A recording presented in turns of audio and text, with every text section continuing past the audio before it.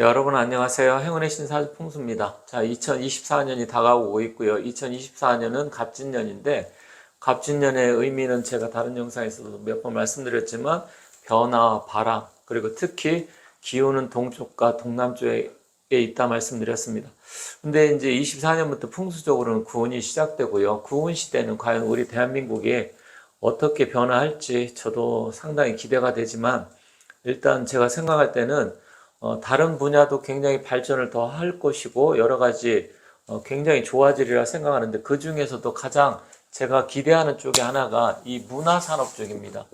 문화라는 건 여러분께서 아시겠지만 우리 역사적으로 봤을 때 우리 역사가 한 5천 년 된다고 하지만 실질적으로 이제 통일 그 신라 시대 전에 삼국 시대부터 한다 그러면 약 한 2천 년 정도 그 전에 뭐 단군 시대도 있었지만 기록들이 많이 없다 보니까 이제 유사이래로 친다고 하면 한 2000년 동안 우리 민족이 보여준 그 역량, 특히 문화 예술 쪽, 이런 쪽은 여러분께서도 아시겠지만 전 세계적으로도 굉장히 인정을 많이 받고 있습니다. 그런데 최근 팬데믹 기간 동안 약 3년 동안 우리 대한민국의 위상이 아시겠지만 전에는 뭐 기술적으로, 경제적으로 성공한 국가, 그리고 6.25 전쟁의 이 잿더미에서 일어선 국가, 이 산업 국가의 이미지가 강했었습니다. 그런데 최근에는 이제 문화 산업, 이 문화 쪽으로도 굉장히 다른 나라에서 인정을 받고 있고요. 특히 이제 풍수적으로 구은 시대에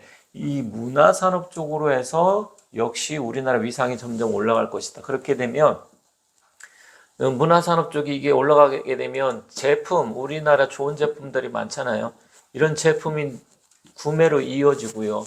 또 우리 K푸드라든지 음식부터 해서 영화, 예술, 음악 이런 쪽이 다 문화잖아요. 그러니까 예술 쪽 이쪽에 굉장히 많은 사람들한테 인정을 받으면서 이게 결국은 우리 대한민국의 관심으로 이어지고 관심으로 이어지면 이게 결국 관광산업 쪽으로도 연결이 됩니다. 그래서 이런 문화산업 쪽으로 앞으로 풍수구은 시대에는 굉장히 각광을 받을 건데 그렇다고 하면 우리 대한민국, 우리나라가 왜 이렇게 문화예술 쪽에 그러니까 예술, 문화예술 많잖아요. 음악도 있고 영화도 있고 드라마, 음식, K푸드라고 그러죠. 그리고 화장품 이런 쪽이 왜 그러면 우리나라가 이렇게 인정을 받으면서 산업이 발달이 되느냐. 그리고 왜 풍수구은 시대는 이게 더 훨씬 더 각광을 받을 것이냐. 이 풍수적인 기운 때문에 그렇습니다. 우리나라의 이 풍수적인 기운을 보면 여러분들께서 어느 정도 우리 민족이 정말로 음악이라든지 예술 그리고 문화 이런 쪽에 뛰어난 민족이라는 걸 알게 되는데 우리 대한민국 한반도는요. 지도상으로 보면 이 한반도는 동쪽 방향의 목국, 목의 기운을 갖고 있는 나라라 했습니다. 물론 뭐 동방예의지구 뭐 이런 얘기도 있지만 우리 대한민국 한반도는 목의 기운이에요. 근데 이 목의 기운의 입장에서는 우리가 이제 주역이나 명리학 아니면 풍수로 봤을 때 이 목을 나무라고 친다고 하면 나무가 여러분들 아시다시피 나무가 꽃이 피어야 되고 거기에 따라서 열매를 맺게 되잖아요. 그러면 이 꽃이라는 것은 나무의 입장을 봤을 때는 화의 기운입니다. 화의 기운. 그러면 목생화 이렇게 되는 거거든요. 결국 이 나무의 기운이 꽃을 피우고 열매를 맺기 위해서는 일단은 이쪽 이 화의 기운이 확 펴져야 된다는 겁니다. 그렇다고 하면 이 화의 기운은 주역이나 풍수 명리학에서 뭘로 보냐면 바로 이게 불의 기운이지만 이걸 또 한 가지 보면 문화, 예술 이런 쪽의 기운으로 볼 수 있는 거예요. 그래서 우리 한반도 지형의 이 동방목국의 기운이 결국 꽃을 피우는데 이게 예술, 문화 이쪽이다. 그런데 사실은 과거에 조선 후기 이제 조선이 이제 뭐 일본한테 한일 합방이 되면서 그리고 6.25 전쟁을 통해서 또 70년대, 80년대까지 경제 개발하면서 먹고 살기가 그때는 굉장히 힘들고 어려웠기 때문에 이 문화 산업이 꽃피는데 굉장히 힘이 들었습니다. 왜냐하면 사람들이 그래도 정상적으로 이 의식주가 해결이 돼야 거기에 따라서 뭐 노래도 부르고 그래야 흥도 나고 거기다 예술이라든지 뭐 이런 게 되는 거잖아요. 그게 이제는 시대를 맞이해서 서서히 이런 게 꽃피는 시대로 접어들었다. 그게 바로 풍수의 구운 시대다. 풍수 구운 시대라는 거죠. 그래서 이 풍수 구운 시대는 불의 화의 시대입니다. 그래서 화는 역시 다시 또 문화 연결이 됩니다. 그래서 앞으로 구운 시대는 훨씬 더 우리 대한민국의 위상도 올라갈 것뿐만 아니라 좀 전에 말씀드렸듯이 최근 5년, 10년 전서부터 서서히 어떤 기운이 태동이 됐다고 하면 이게 바로 풍수 구운 시대, 화의 시대에 확 펼쳐져 갖고 전 세계 뭐 지금도 상당히 이제 많이 알려지고 있지만 서서히 지금 시작되는 태동 시기에서 이제는 조금씩 이제 걸음마 단계 시기입니다. 근데 걸음마 단계에서 완전히 꽃이 피고 열매를 맺으려고 하면 아직도 시간이 남았잖아요. 그래서 제가 봤을 때는 앞으로 풍수 구운 시대는 향후 20년 동안은 대한민국이 전 세계 특히 이런 예술 문화 쪽뿐만 아니라 관광산업 이런 쪽으로 해서 굉장히 전 세계에 많이 알려질 것이다. 그래서 저는 이쪽 부분에 대해서 종사하시는 분들이라든지 아니면 이쪽에 관계된 일을 하시는 분들한테는 앞으로 20년 동안은 굉장히 기회의 장이 펼쳐질 것이다. 이렇게 봅니다. 그래서 혹시 이런 쪽에 관심 있는 분들은 지금부터라도 좀 더 신경을 써가지고 우리 대한민국이 전 세계 최고의 문화산업 국가 선두에서 문화산업 국가가 될 것이다. 그래서 이쪽 부분에 많은 관심을 가져야 된다. 이렇게 말씀드리고 싶습니다. 그렇다고 하면 이 풍수적인 기운은 그러면 왜 이런 쪽으로 가는지, 그리고 우리 대한민국 수도 서울이 왜 이렇게 이제 한번 많은 관광객들이 한번 왔다 가면 놀래가지고 또 오고 싶은 나라, 또 오고 싶은 도시가 됐는지, 그리고 향후 앞으로 서울 같은 경우는 어떻게 될 것인지, 또 서울의 풍수적인 그런 구성과 그거는 왜 그렇게 돼서 사람들이 문화산업이 서울 쪽에서 꽃피우고 있는지 그런 부분을 한번 오늘은 말씀드려 보겠습니다. 자, 혹시 여러분들 서울 사시는 분도 계실 거고 아니면 뭐 서울 뭐 안 가본 사람 없겠지만 서울에 여러분들 아시겠지만 사대문이 있습니다. 그죠? 사대문. 사대문 다 들어보셨을 거예요. 첫 번째로는 가장 유명한 게 남대문이라고 하고요. 그리고 동대문. 그리고 세 번째 서대문. 이렇게 있죠. 그런데 네 번째 북대문은 잘 못 들어봤을 거예요. 근데 북대문이라는 말은 안 썼고요. 옛날에 이제 처음에는 숙청문이라고 했다가 숙정문으로 바꿨죠. 숙정문. 이게 이제 북쪽에 있는 겁니다. 그런데 이 남대문은 이제 일제시대에 그어서 원래 이름을 좀 비하를 해서 남대문이라고 일본 사람들이 했다고 합니다. 원래는 이게 남대문이 아니고 숭례문이죠. 숭례, 예를 숭상한다. 그죠?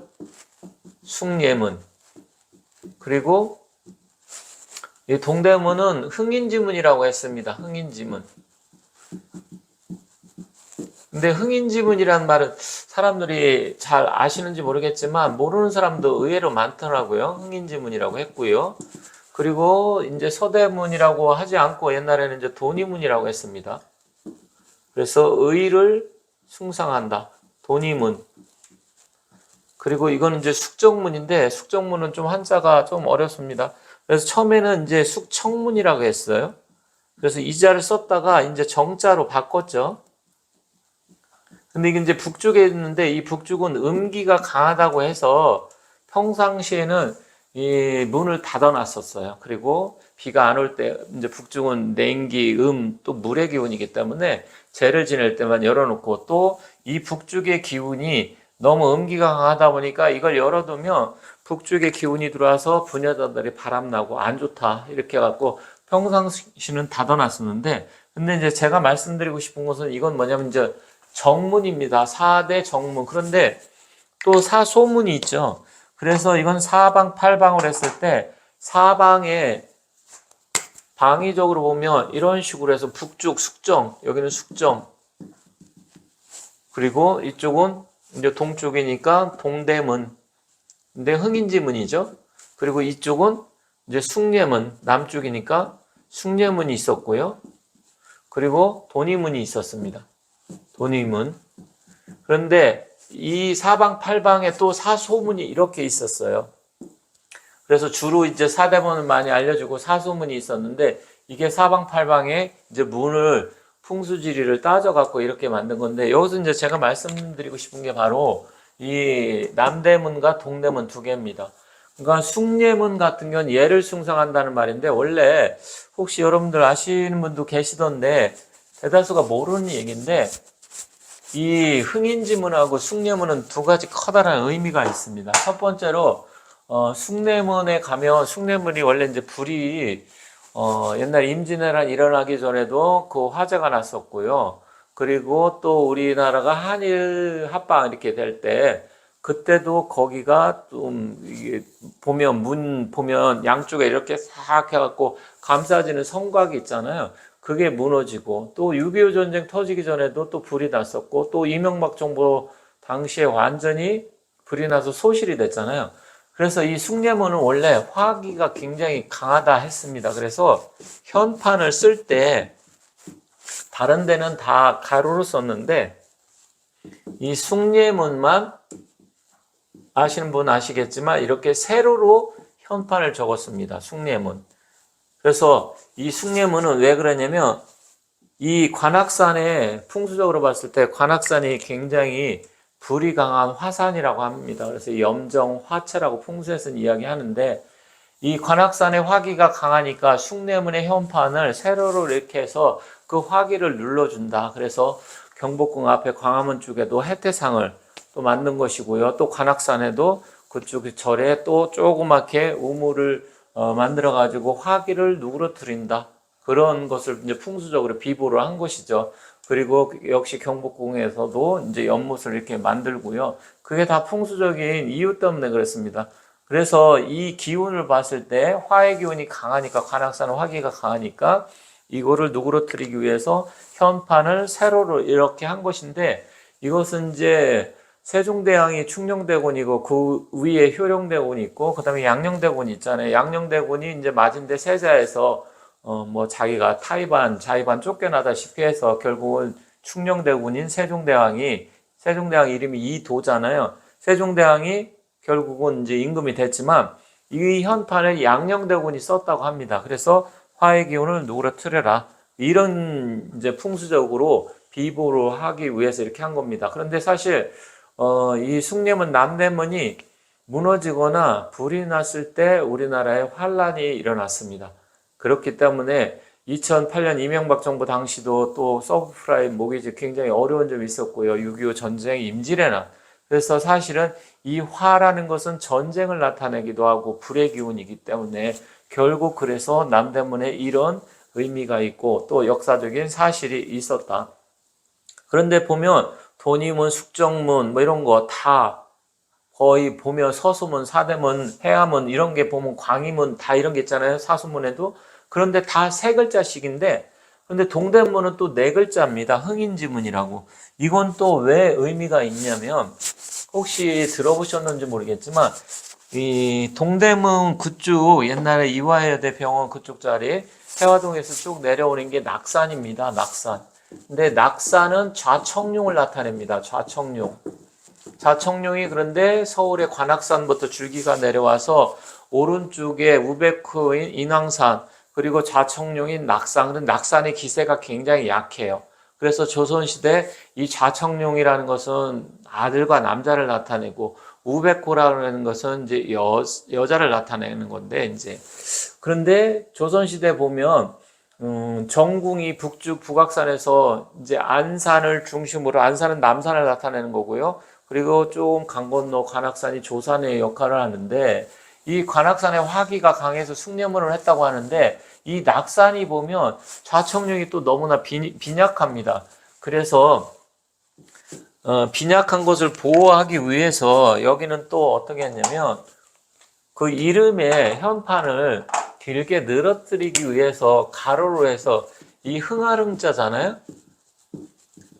흥하릉자를 넣고 이제 동쪽은 예를 나타냅니다. 그리고 우리가 오상, 인, 의, 예지, 신이 있는데 그 오상 중에 인을 나타내는데 여기다가 바로 갈지자를 넣은 겁니다. 그래서 갈지자는 쭉 늘어지게 해서 글자도 네 글자로 만들고 좀 더 갈지자라는 것은 뭐냐면 이게 이제 숲을 여기에 또 풀추변으로 하면 우리가 영지버섯 할 때 이 풀추자를 집어넣어 갖고 버섯지 이렇게 쓸 때 쓰잖아요.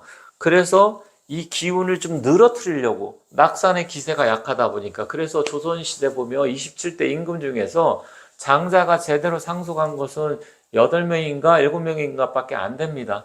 그리고 이 우백호가 강하다 보니까 조선시대는 중전이나 대비 그리고 정의왕후가 처음 이제 최초의 세주의 그 부인이 정의왕후잖아요. 그때부터 수령 첨정도 하고 또 역시 조선이 망하기 전에는 안동김씨 세도가 그때 이제 안동김씨 갑자기 생각이 안 나네. 정순왕인가요? 그쪽 뒤쪽에 이제 다 김씨가 세력을 잡고 결국 영민신 민비 이제 민비는 저는 뭐 명성황후라 이렇게 이야기하고 싶진 않은데 어쨌든 그분까지 해서 조선이 이제 망하게 되는 그런 결과가 나타나는데 결국 이게 풍수적인 기운 때문에 그렇다. 그래서 이쪽 우백구 쪽이 너무 세가 강하다 보니까 그 왼쪽에 남자의 기운, 그러니까 좌는 또 남자고 오른쪽은 여성이잖아요. 그러다 보니까 결국은 이 우백구의 힘이 강하다 보니까 조선 시대의 장자나 남자들이 굉장히 약했다. 그리고 결국 그게 암탉이 울면 집안이 망한다 이런 이야기도 나오면서 결국 조선이 이제 망하게 되는 그런 결과를 나타냈는데 결국 이런 풍수적인 기운 때문에 그렇습니다. 그런데 서울 같은 경우는 이 남대문 화기가 강한데 사실 북악산이라든지 아니면 그 남쪽에 있는 관악산이라든지 이게 다 화기입니다. 그래서 염정화체 화라는 것은 예술, 문화 이런 거거든요. 그래서 서울의 기운 자체는 인왕산도 또 바위가 굉장히 강하잖아요. 세고. 그래서 서울 지대는 원칙적으로 따지면 화의 기운이 강한 지역이다. 서울이. 그렇게 함으로써 물론 이제 한강이 있기 때문에 어느 정도 이 수하고 화가 밸런스를 맞춰줘서 한강도 굉장히 큰 강이잖아요. 그래서 이 수하고 화, 음양의 기운이 아주 조화롭게 잘 구성은 됐지만 실질적으로 조선시대 전공은 인왕산을 중심으로 해서 무학대사 말을 들었어야 된다 이렇게 생각을 합니다. 그런데 어차피 그거는 이제 그때 당시 무학대사가 스님이다 보니까 힘이 약하고 정도전 신진 사대부 기운이 강하다 보니까 결국 그쪽에 따를 수밖에 없지만 풍수적으로 봤을 때 인왕산을 주산으로 해서 무학대사의 말을 들었어야 됩니다. 그런데 서울의 기운 자체는 이렇게 문화 예술이 강한 도시다. 그래서 구운시대도 화해시대가 도래한 거고 또 그 화해시대에 맞게 서울의 기운과 맞게 또 우리나라 지역 이 목의 기운과 맞게 이 두 가지가 다 서로 시너지를 내면서 앞으로 풍수 구운시대는 우리 대한민국이 전 세계 최고의 문화를 선도하는 국가가 될 것이다. 그리고 지금도 관광객이 굉장히 지금 많이 들어오고 있는데 우리나라가 지금 목표로 하는 게 2027년 8년 동안 3천만 명입니다. 그런데 사실 프랑스라든지 아니면 뭐 스위스, 그 다음에 그 스페인 이런데, 이탈리아 이런데 그런 데 같은 경우는 막 거의 뭐 6천만 명 가까이 지금 관광객들이 들어오고 있어요. 근데 우리 대한민국은 아직까지는 좀 약하지만 제가 봤을 때는 2030년대에 가면 거의 4천만 명에서 5천만 명으로 관광산업이 비약적으로 커질 것이다. 그리고 또 풍수 구분 시대에 제가 여러 가지 말씀드렸잖아요. 전기차라든지 배터리, 그 다음에 이제 2차 전지죠. 그것뿐만 아니라 AI, 반도체 이런 쪽이 굉장히 우리나라가 앞으로 훨씬 더 발전하고 또 무기산업도 화해의 기운이잖아요. 거기다 또 이제 게임 산업, 게임 같은 경우도 다 컴퓨터로 이렇게 하는 거잖아요. 그런 거 하나하나가 굉장히 시장이 펼쳐질 겁니다. 그래서 앞으로 2024년이죠. 2024년 갑진년부터 시작을 해서 2043년 개년까지는 우리 대한민국이 엄청나게 지금보다도 위상도 커지고 더 발전할 것이다. 이렇게 말씀드리겠습니다. 앞으로도 계속해서 이 기운적으로 변하는 그런 부분에 대해서 여러분들께 지속적으로 좀 말씀드리고 또 우리나라가 향후 어떻게 변화할 것인지 같이 예측해 보도록 하겠습니다. 지금까지 시청해 주셔서 감사합니다.